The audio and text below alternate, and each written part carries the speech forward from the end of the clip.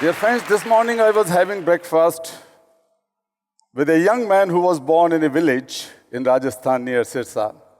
And he told me that they had no hospital nearby, no doctor. And his father wanted to make him doctor. But somehow, he became an engineer. But he did not give up. He studied in India, he studied in USA. He got a scholarship and came back. And then he tried to mix engineering and medical sciences. And he explained me in detail that how he and his team is innovating the affordable oxygen systems, oxygen supply system, or a kind of ventilator, which is very expensive and sometimes harmful for the patients. They are inventing, I think they have already invented, a very cheap ventilator which can help the younger children. Nitish, I think his name was Nitish. So thank you, Nitish, for that. I met another young man yesterday, Manvendra, and his colleague, Astha. They are trying to create a sustainable city near Jaipur. Though he's a hotelier, but he wanted to bring a new dimension in the hotel business. I was talking to Nitish Desai last night, and he has built a university in Mumbai and getting inaugurated very soon.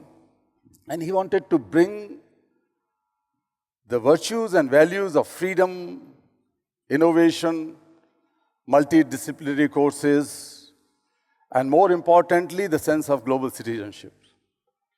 I was talking to another gentleman who is busy in caring for the safety of women in India and elsewhere. I forgot his name. He was there last night. So many people since yesterday I was talking, and I realized that you in this hall bring an unprecedented and powerful tide of change. You are the real change makers. You represent disruption, innovation, creation, the combination of ideas and ideals. You also represent speed, because world has never seen the change in so big a speed as we see today. I recall 10 years ago we didn't have Facebook.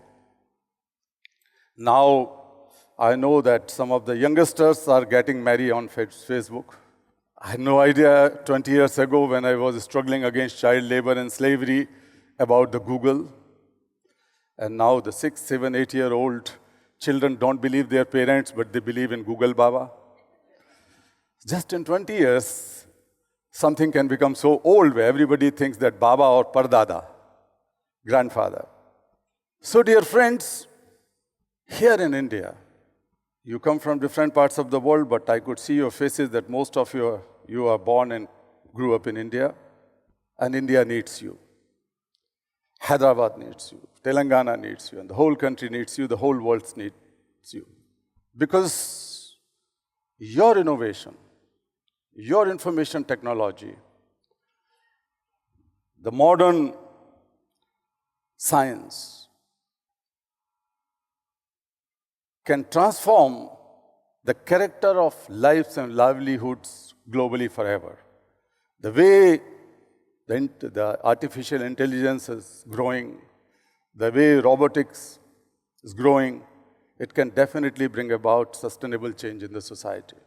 But on one hand, where we are making so much progress, on the other hand, we live in a world where millions of children cannot go to school. Many of you might be knowing that 60 million children in the world have never seen the school gate.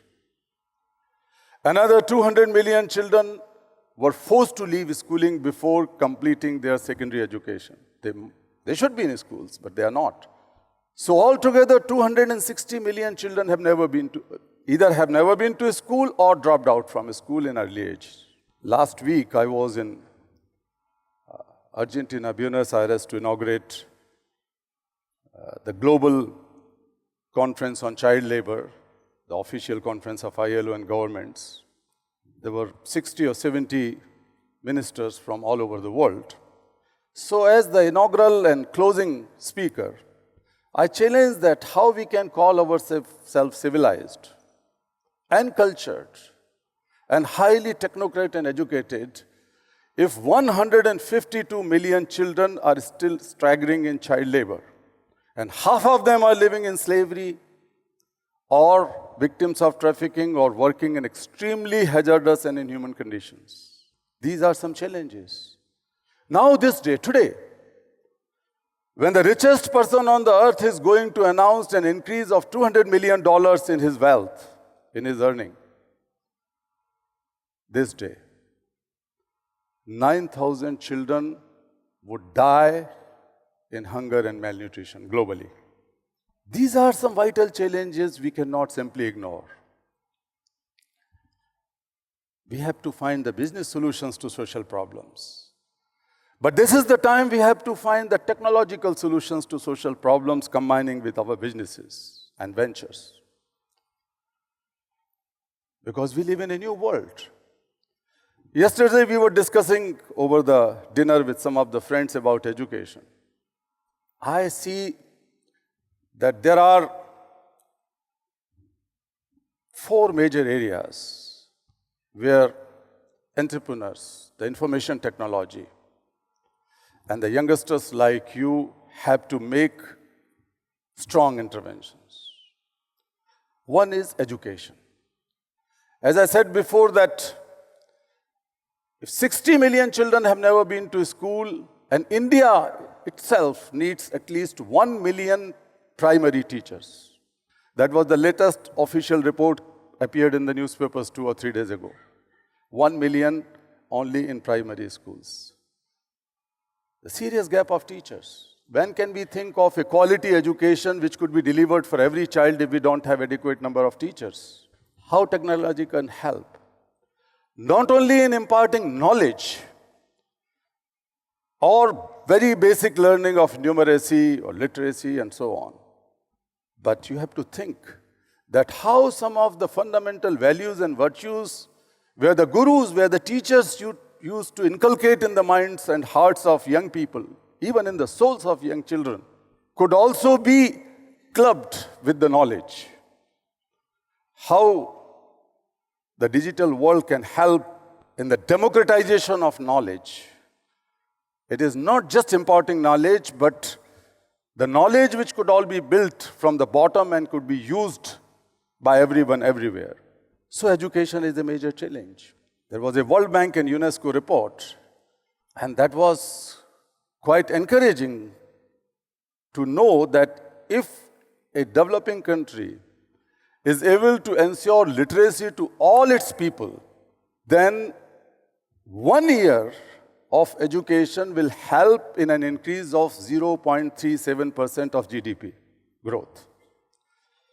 The 10 years of education for a child in a country, if every child receives 10 years of primary and lower secondary education, it will help in the enhancement of almost 4% of additional GDP.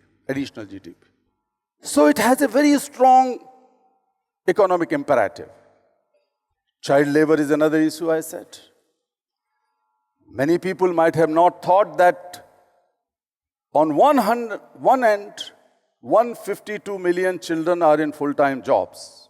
And altogether, 218 million children are engaged in economic activities. Jobs as well as working along with the parents or whatever. 218 million. And you know that how many young people in the world are jobless? 210 million adults are jobless in the world. So think of this vicious circle of illiteracy, poverty or joblessness, and child labor.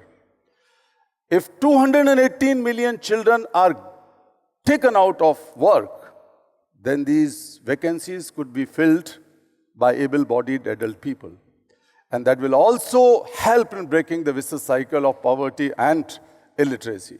Because these able-bodied, employed people will demand education for their children, and it is again the state responsibility to ensure education. So we can break this vicious circle. The second area is health. You can combine with malnutrition, where the innovations are needed in health. Unfortunately, health and education became so expensive commodities. Though they are fundamental rights in many countries, education is definitely fundamental human right. India has a very strong provision in our constitution where education is right. But if education becomes commodity, if the basic health facility becomes a consumer good or a commodity, and only those who can afford can buy good health or good education, then we are not going to create a just and equitable society.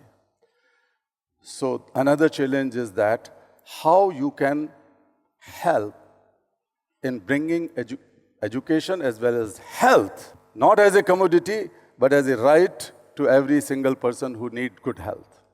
And that involves innovation in health technology, but also in agriculture sector. Agriculture is another area where the innovation is needed from your part. And the third area is crime. In India, 2 children are raped every hour. 1 child goes missing every 6 minutes, so 9 to 10 children go missing every hour in India. These are the NCRB, National Crime Record Bureau's statistics. What does it mean? These children are not disappearing in thin air. They could be sold and bought. And I have personally rescued not hundreds but thousands of children from slavery, where they have been stolen from one place and sold in lesser price of cattle, animals, in other place for 6,000, 10,000, 12,000, 50,000 rupees. And when the girls and boys say that, look, we were sold for 12,000 rupees, and a buffalo in our city, in our village, is sold for 200,000 rupees. Is it not a shame? So how technology, may it be facial recognition, may it be other biological, the biometrics, may it be simple measures of cameras on all the routes where the children are taken to in transit. So many simple things can help in averting the crime against children. The artificial intelligence can also help in stopping the menace of child sexual abuse that is also quite common in schools, in villages, in cities and towns, homes. There was a report 10 years ago that was officially released by Government of India and UNICEF that 53% of India's children face one or other kind of sexual abuse before attaining the age of 18. So 1 out of 2 children. Why can't you help? Why can't you help in this missing children menace, as well as the sexual abuse which happens at homes, in schools, in neighborhoods, places like that? And the fourth and important area is citizenship. We can all feel proud that we have so much knowledge. But I have worked across 140 countries with young people. And I know that how disillusionment, intolerance, impatience, and violence is growing among young people. If you are not able to give them a great or a better future as well as a better purpose of life, then they become impatient and ignorant, intolerant, and violent sometimes. So how we can create those platforms through technology where we can build a sense of global citizenship. That means mutual respect, plurality, tolerance, a sense of responsibility to each other, to the planet, to the society, to the people, to the culture, to everyone. That citizenship is needed and you can work much more faster and much more effectively than anyone else. Dear friends, I have been working in my own way for last 40 years. It is not that how many children me and my organization has been able to free from slavery. More important thing that today, child slavery, child labor is an issue. Nobody can ignore it, neither the corporations, nor the governments, or civil society. We have created, myself is an engineer. I studied as electrical engineer and I gave up my career. Everybody was laughing at me that, Kailash, how can you jump into or embark upon an issue which was a non-issue in 1980 or 78, 79. Child slavery was non-issue, not only in India, but globally. In terms of knowledge, in terms of laws, in terms of discussion, debate, though it was a serious problem. We realized that we cannot live in this situation where civilization and slavery will go hand in hand. We will be able to achieve certain things, and today it's an issue. I have created the first ever social monitoring mechanism, labeling mechanism on the rugs, the carpets, which are made by child slaves in South Asia. In 15 years' time, the number of child laborers and child slaves in South Asian carpet industry, rug industry, according to US Department of Labor's 2 different studies, came down from 1 million to hardly 200,000.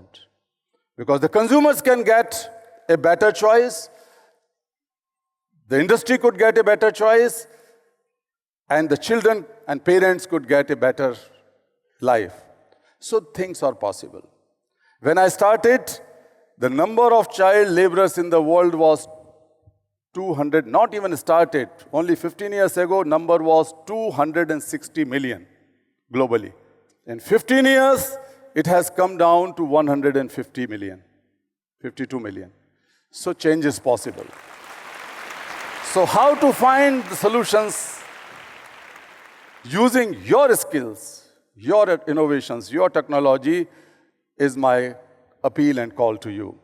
Dear friends, once again, I would be thankful to you if you can help in changing the lives of millions of children in the world, getting rid of poverty, illiteracy, slavery, trafficking, and all kinds of sufferings they are having. You are champions, you are change makers, you are leaders. The world has globalized so many things. Now, from India, let us globalize compassion. Let us globalize compassion. Thank you so much. Thank you so much.